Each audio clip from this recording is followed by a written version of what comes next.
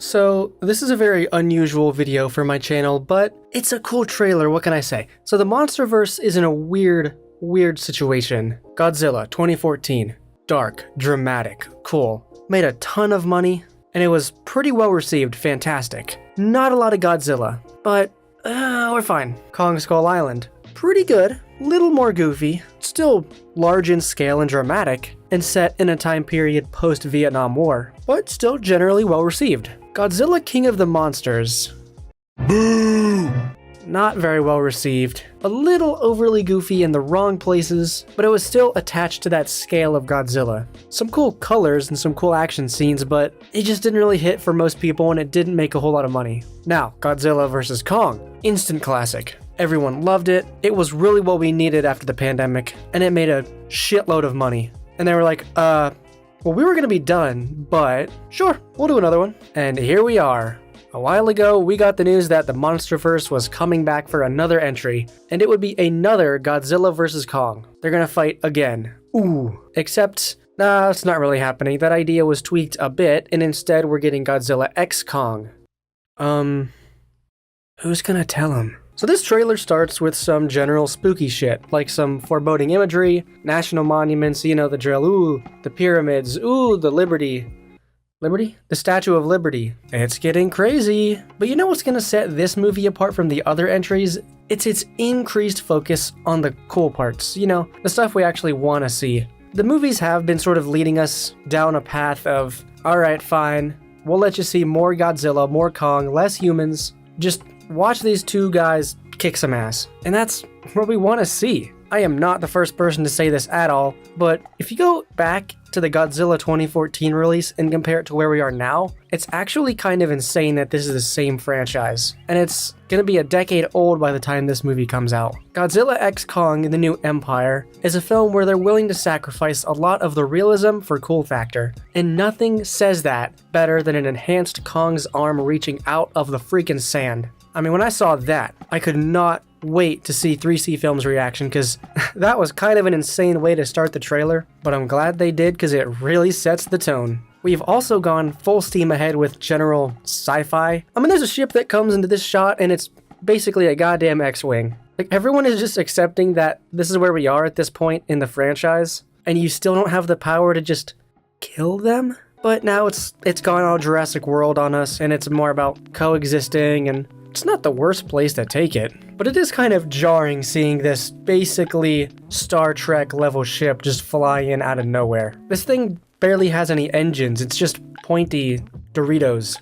The current climate at Legendary Pictures must feel like that one guy who's doing everything terribly, but he's like, oh, you like it, oh, okay.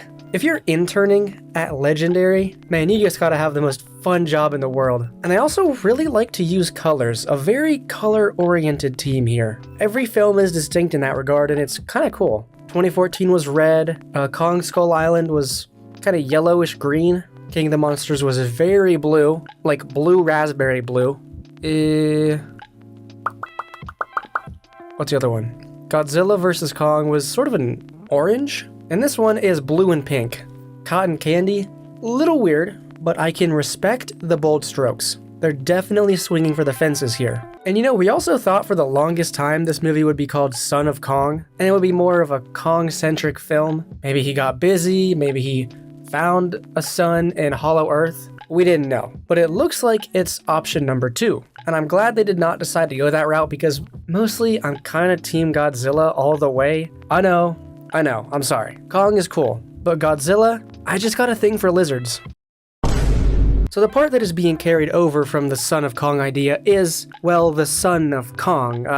It's very obvious in this trailer that he finds this orangutan child, and he takes him in, which will add a pretty interesting dynamic for the rest of the film. Kong is the more human of the two titans, unsurprisingly, and him having an actual child to protect will be definitely an interesting thing to see. Now the CGI on him, it's got a couple months before it comes out, I'll just say that. But what's certain is he's definitely going to be taking care of this little guy throughout the movie. And maybe Godzilla is the other daddy? So who are we fighting this time? Hold on, let me get my reading glasses. Scar King. So what, he's like King of Scars? meaning he has a lot of them. It's not very intimidating, but I'm not the giant monkey holding all of humanity hostage here, so I honestly really dig the idea of this guy being the new big bad. Because if you think about it, he's King Kong, but orangutans are known for being especially smart.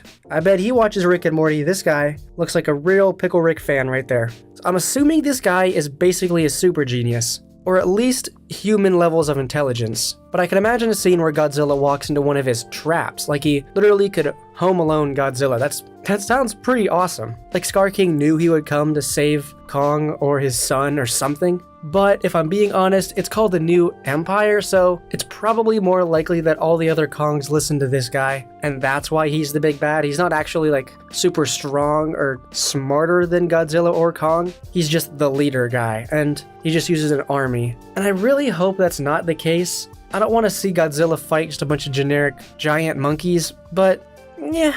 It looks like he has some kind of bone whip or something like that, so I mean that could be pretty badass. So in terms of cast, I know we don't care about the humans, we've made that abundantly clear, and I'm not complaining, but I should mention this film sees the return for Rebecca Hall, or girl character love interest number 1, not basic bitch. Because let's be real, we don't remember any of their names, none of us do, but I think you get who I'm talking about, right? It's not this girl, and not this girl, but that one. There's not very many to pick from. There's also Brian Tyree Henry, aka the comedic relief, who I actually found pretty entertaining from the last film. I'm glad he's back. And Kaylee Hoddle, the deaf girl who can sign to Kong. Honestly, can't even be mad at Millie Bobby Brown for not wanting to come back, or that other guy, her dad. They're probably like, oh, 25 mil, anything less, I'm out.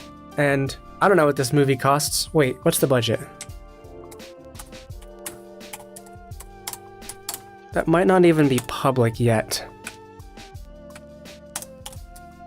Around 210 million. That's a pretty penny. Now, for comparison, Godzilla vs. Kong. Budget? 155 to 200, so this is actually more expensive. What is it with movie studios just being bad at budgeting, man? Costs continue to go up, and it can't just be because of inflation, right? I don't know. I think Disney is the biggest culprit, but Godzilla Minus One was made on a budget of what, $15 million? Which there is no way that can be true. I mean, according to all these sources, I guess it is. And an American Godzilla vs. Kong movie is way, way more expensive. If the people who made Godzilla Minus One got their hands on this side of the monsterverse, in the whole Godzilla kaiju sphere, they could probably make this movie for $30 million. And let's be real, it would probably come out better than what we're gonna get. But I just think it's crazy, and they need to get these budgets under control. Now, I don't know about you, but I really, really like Pink Godzilla. Not just because I'm here for any dude bro sporting a typically more feminine color, rise up king, but also because it looks cool as shit. My super laser pass! Look at this. That is such a cool goddamn shot. Really impressive visuals here. There's a shot at the end of this trailer of them sprinting forwards together, and seeing Godzilla move like this is so bizarre. He's moving like this, now he's moving like this. Like, that cannot be the same creature. I wonder if they're gonna try and explain it like, oh yeah, he's faster because he's pink now. He's the goddamn Flash. Well, you know, whatever they come up with, I'm sure it's gonna be a blast. And, you know, at the end of the day, I'm just super excited the team behind these films can just cut loose with whatever they want. Clearly, they do not give a shit about the human characters. We don't, they don't, and I am perfectly content knowing that. The writer's room must prioritize whatever looks the coolest, and I'm here for it. Now, some of you might comment that we shouldn't settle for this type of Godzilla movie anymore because we just got Godzilla Minus One and it was fantastic. Haven't seen it yet, but I really want to. I think ultimately, Godzilla Minus One is your deep thinker Godzilla flick and actually like objectively good. You want an objectively good Godzilla movie? There you go. Do you want a subjectively fun Godzilla movie where it has the potential to just be the best 2.5 hours of the year, where the laws of physics don't apply ever? Well, we also have this movie, and I think both are justified. I think this could be a movie where, even if it's not the best, kaiju fans can take a step back and say, you know what, it's been a good couple of years for the kaiju, and I'm happy. Plus, the poster just looks so badass. Look at that. Anyway, guys, those were my thoughts on the Godzilla x Kong: The New Empire trailer. I know this video probably came out of nowhere for you. I rarely do anything that's not animated, but it's trending. And I kind of just wanted to have fun and tell you my thoughts on a trailer like this. Videos about trailers are the most fun ones to make just because it's so topical and I can just spout my inane bullshit at you and you're just forced to listen for 8 or 9 minutes. That's what it's all about. That's what being a YouTuber is all about, baby. So anyway, I want to hear your thoughts on this trailer. Would it look good? Did it look like absolute garbage? Honestly, either is fine. Not even gonna fight you on anything. Because I think it looks badass, but if you don't, it's totally understandable. So, that's all for this video. My name is Candles, and I will see you in the next video.